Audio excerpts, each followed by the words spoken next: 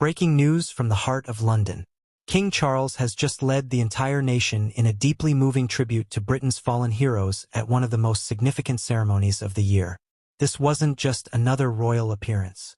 What happened at the Cenotaph on Remembrance Sunday has sparked conversations about the monarchy's evolving role, tradition versus change, and what this moment reveals about the king's leadership during unprecedented times.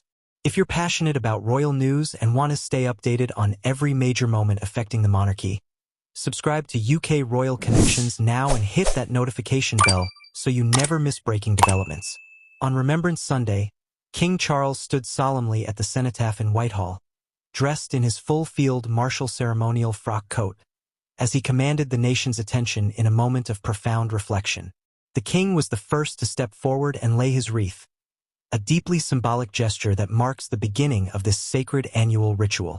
Alongside him stood senior members of the royal family, politicians, military veterans, and thousands of citizens, all united in 2 minutes of silence to honor the countless servicemen and women who sacrificed everything in service to their country.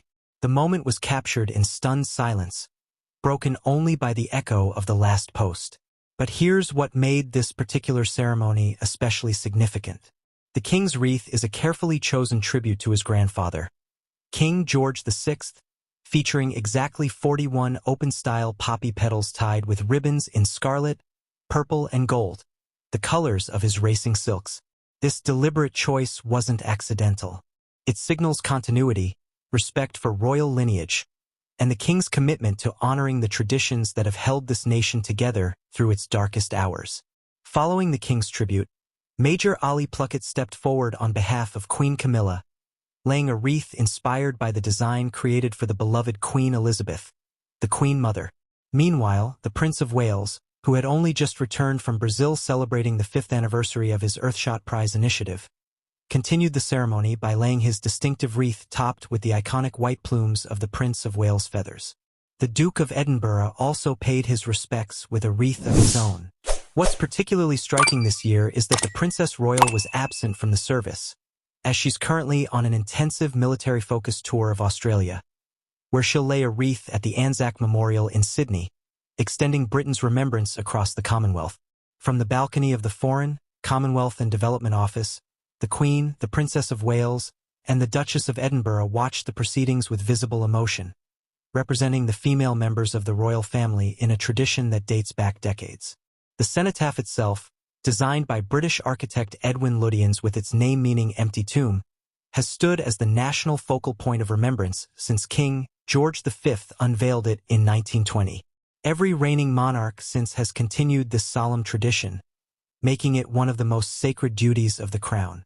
What makes this year's ceremony remarkable is that it showcases how the monarchy adapts while remaining anchored to its most important responsibilities. King Charles is demonstrating that leadership means honoring sacrifice, maintaining unity during turbulent times, and ensuring that future generations never forget the price of freedom. The question now becomes, as the king navigates his evolving role, how will he continue to balance modern expectations with centuries of tradition? Don't miss a single update about the royal family's next moves. Subscribe to UK Royal Connections today, turn on your notifications, and join thousands of viewers who demand the truth behind palace walls. What aspect of this ceremony moved you most? Let us know in the comments below.